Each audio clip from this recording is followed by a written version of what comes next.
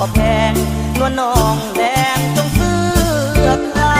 ำน้องก็หูยุกนี่ยุกของแพงกำมาก่อนขายแห้งจากแดดเพื่อใครไหลสั่งเอาเงินอยู่ใสมาซื้อใจคนงามคนหาเศร้ากินคำเป็นใจแน่นาความจนเสียใจเขาลืมไหลหาเก่ามีคุณลูกห้วยรอเรามาขอน้องเจ้าแต่งงานได้หับบัตรเชิญให้ไอ้มาร่วมงานพ่อแม่น้องคงซื้อบ้านส่วนไอ้นั้นมันน้อยใจ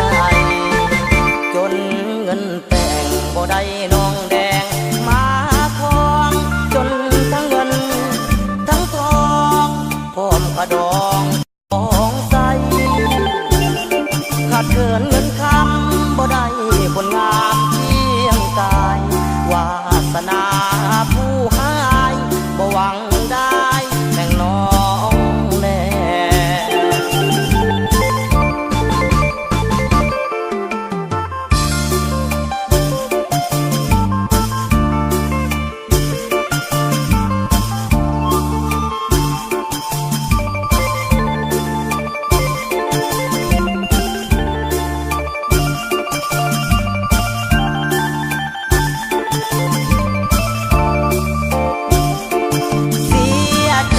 เขาลืมไหล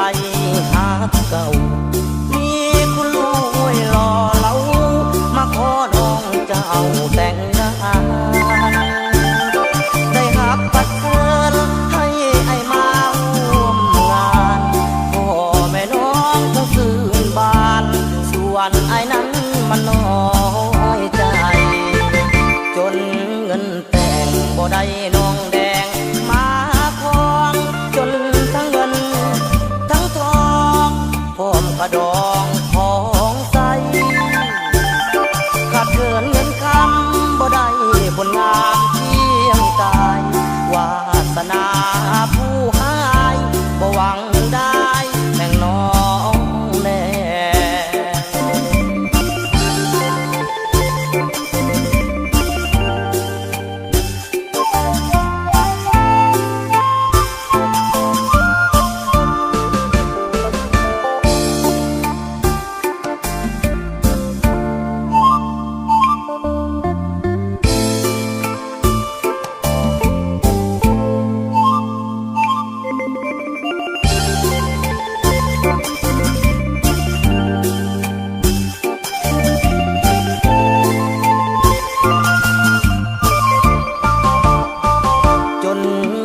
แต่งแม่น้องแดงเห็นใจ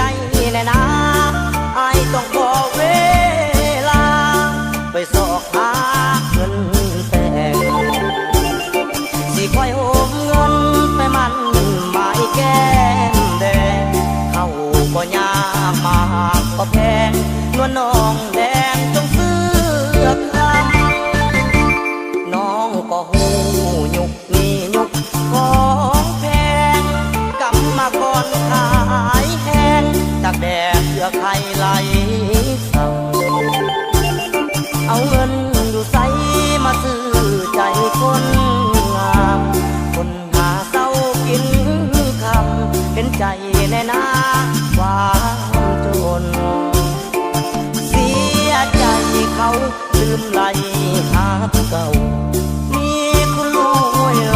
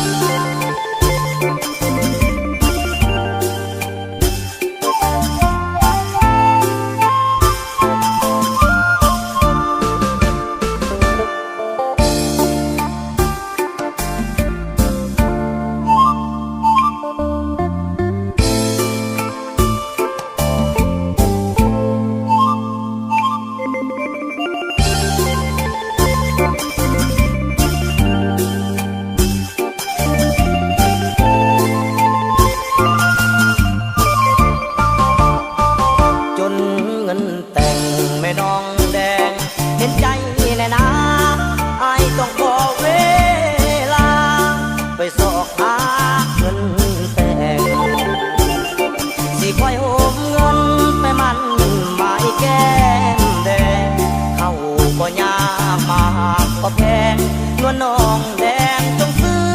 อคำน้องก็หูยุกนี่ยุกของแพงกำมาก่อนขา